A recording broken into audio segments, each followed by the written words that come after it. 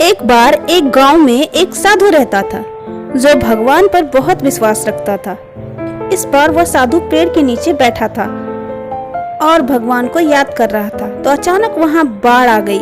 चारों तरफ पानी ही पानी। सब लोग अपने आप को बचाने के लिए ऊपर पहाड़ की तरफ भागने लगे।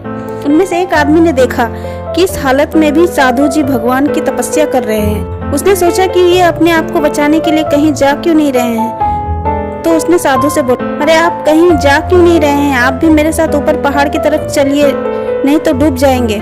साधु बोले, अरे हमें क्या होगा, मैं भगवान की इतनी तपस्या कर रहा हूँ, मुझे कुछ नहीं हो सकता, मुझे भगवान अपने आप बचाएगा। धीरे धीरे पानी साधु की कमर तक आ गया। अब लोग वहां से नाव लेकर निकलने लगे। उनमें से एक ने साधु से कहा, अरे पानी आपके कमर तक आ गया है, आप हमारे साथ चलो। साधु ने कहा कि नहीं नहीं, भगवान मुझे अपने आप बचाएगा। और वह नाव वाला भी वहां से चल निकल गया। कुछ देर बाद पानी इतना बढ़ गया, साधु के सर तक पहुंच गया। अब लोगों को बचाने के लिए हेलीकॉप्टर निकलने लगे। एक हेलीकॉप्टर साधु के पास आया, जो आखिरी हेलीकॉप्टर था। साधु के पास नीचे रस्सी फेंकी और बोला, इसे पकड़ो और ऊपर आ जाओ, नहीं तो आप डूब जाओगे।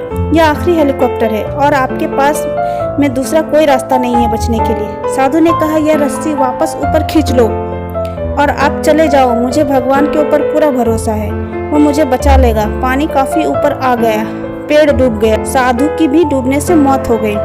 मरने के बाद साधु भगवान के पास गया और बोला, भगवान मैंने पूरी जिंदगी आपकी तपस्या की, मेरा सारा जीवन आपकी आराधना करने में लगा दिया, फिर भी इतने भरोसे के साथ इंतजार किया कि तुम मुझे बचाने आओगे, लेकिन वहां मेरी डूबकर मौत हो गई और तुम नहीं आए, ऐसा क्यों।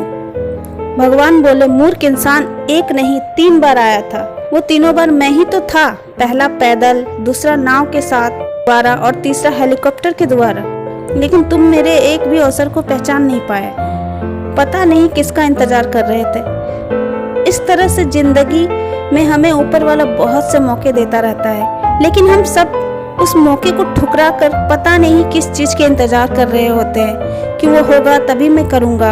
और इस बात पर अड़े रहने से एक वक्त के बाद वो मौका हाथ से निकल जाता है और हम कुछ नहीं कर पाते हैं। तो किसी भी अच्छे समय का इंतजार मत करो, जो भी करना है आज और अभी से शुरू कर दो।